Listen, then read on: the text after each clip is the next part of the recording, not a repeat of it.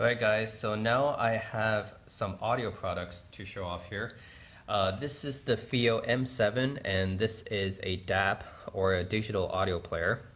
Now these kind of products are kind of for a smaller market because most people listen to their music on their smartphones these days.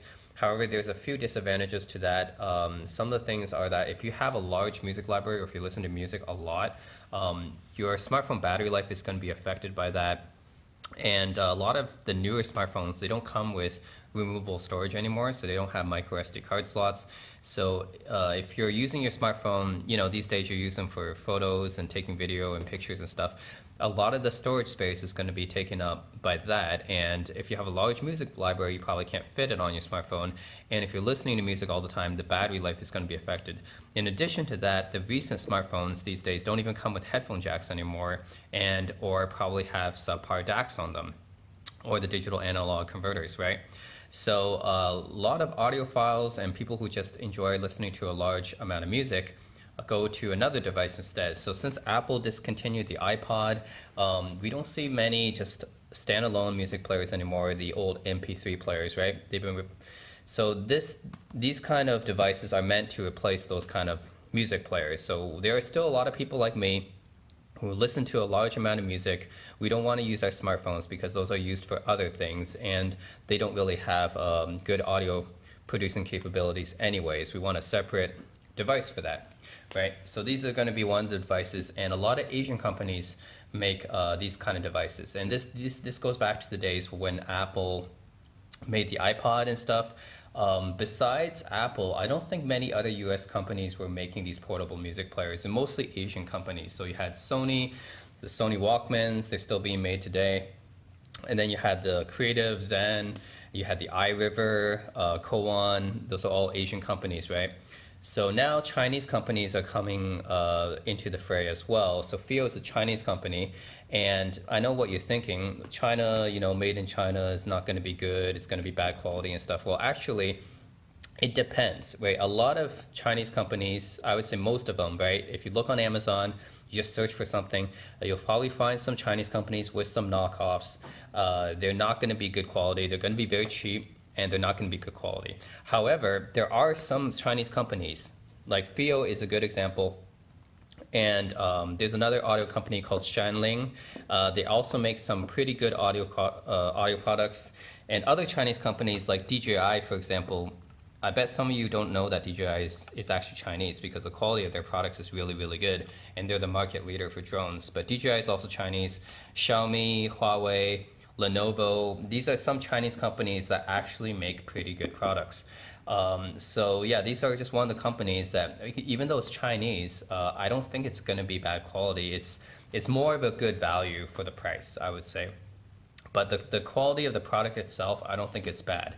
It's not as bad as before everything made in China was bad and stuff. But companies like this and like Xiaomi and Huawei and ZTE, they're kind of bringing it up. The OnePlus, for example. The OnePlus is it's a Chinese smartphone, and a lot of people use that now.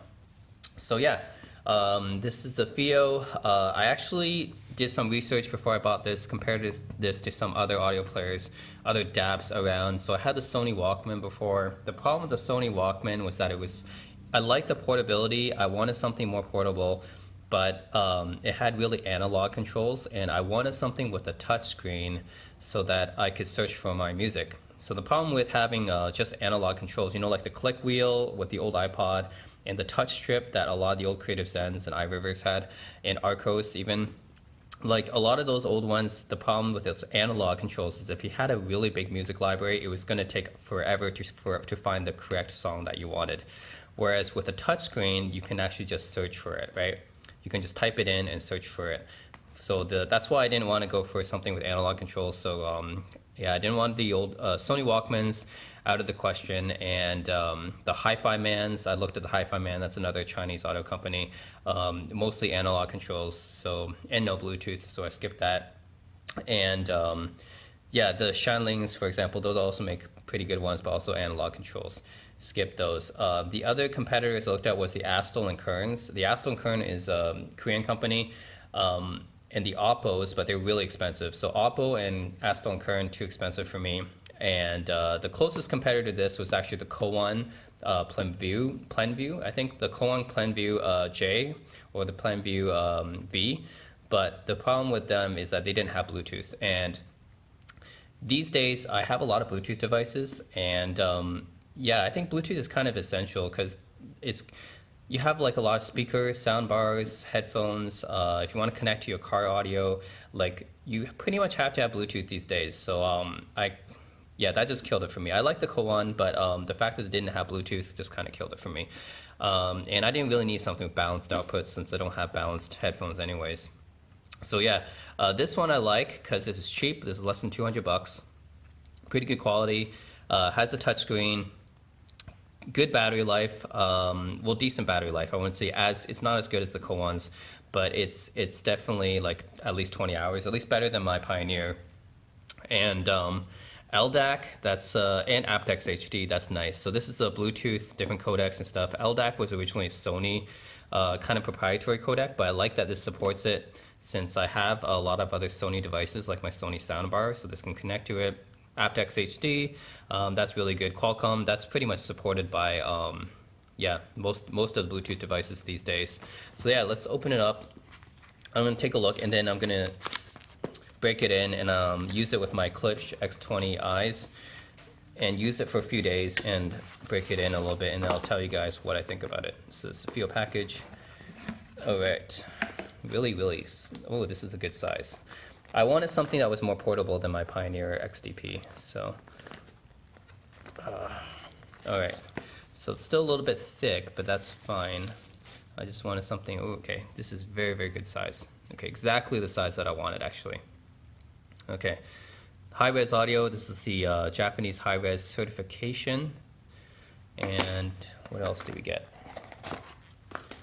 Not much, actually. Oh, we get a case. Okay, cool. It's not a leather case or anything, but it's a nice silicone case. That's good. Protect it, better than nothing.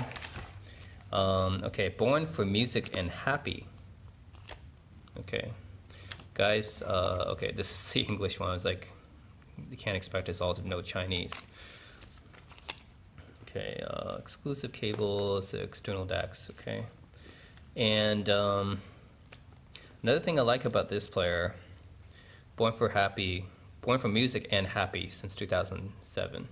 Well, I definitely want to be born for happy, that's for sure. Don't want to be born sad. All right, this is like it's Russian or something. Anyways, instruction manuals here.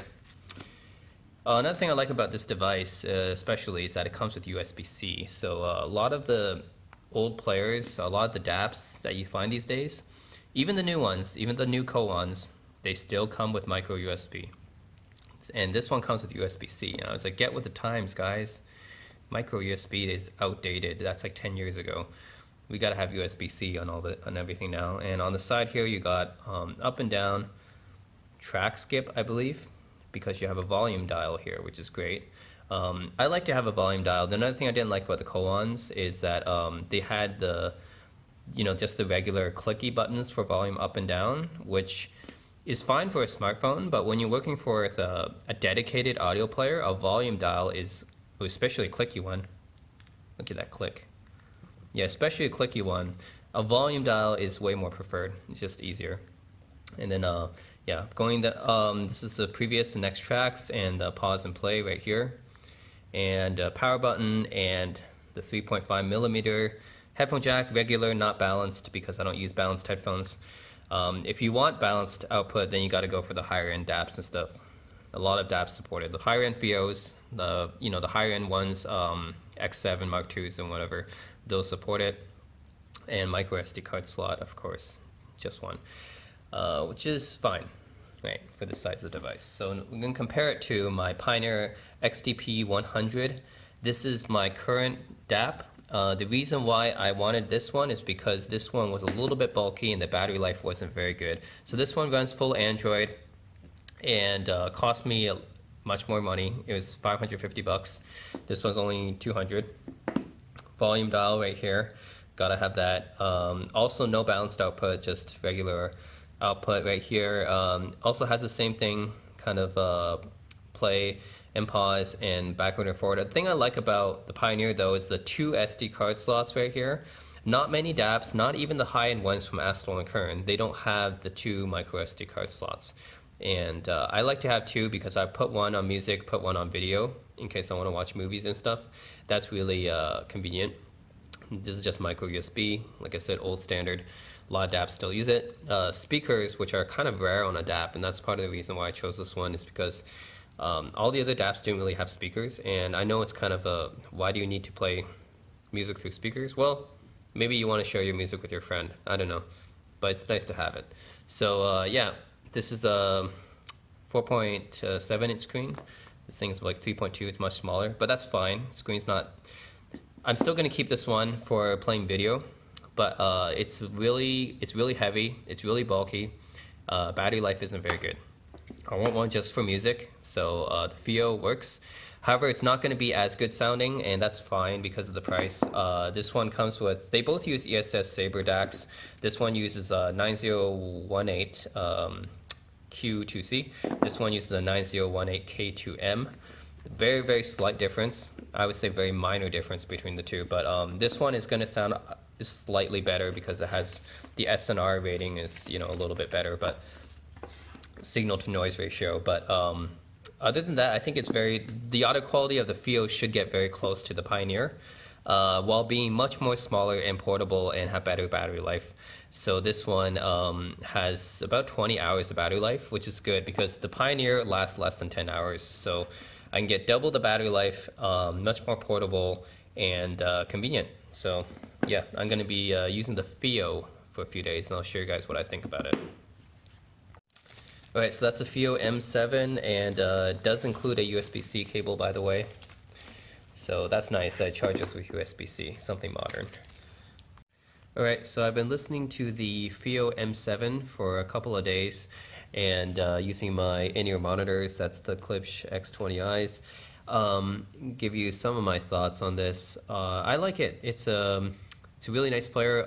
It's not, I'd say it's very, very close to the Pioneer that I have. It's not as good sounding, but it comes very, very close. And for the price point, like less than 200 bucks, it's really, really good. The interface is very, very similar to Android. It's like a custom UI skin on top of Android, so it's not exactly Android, but it's very similar.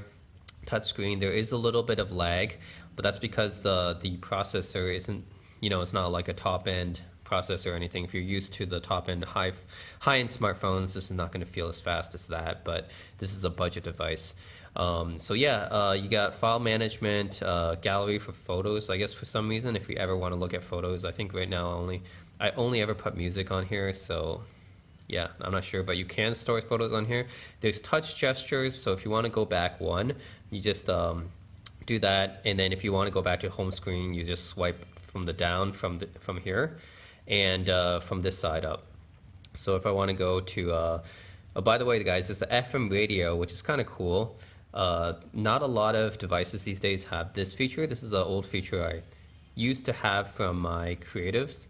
My old Creative Zen Vision M had an FM radio, and haven't really seen many players have it since. But yeah, there's definitely this, which is interesting. So you can dial in the radio you want, or you can get a pre-selected.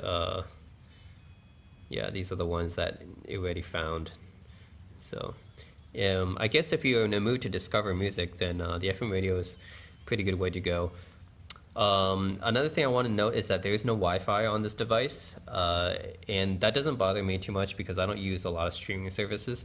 So it's not going to support streaming services like Spotify or Tidal. So it might disappoint some people, it might affect some people. It doesn't affect me because I usually listen to music offline anyways.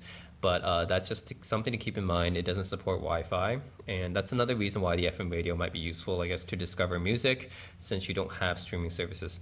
Now the main thing is the music interface here. So this, for example, this is say this is the Beatles song that I have, right? And simple touch interface right here.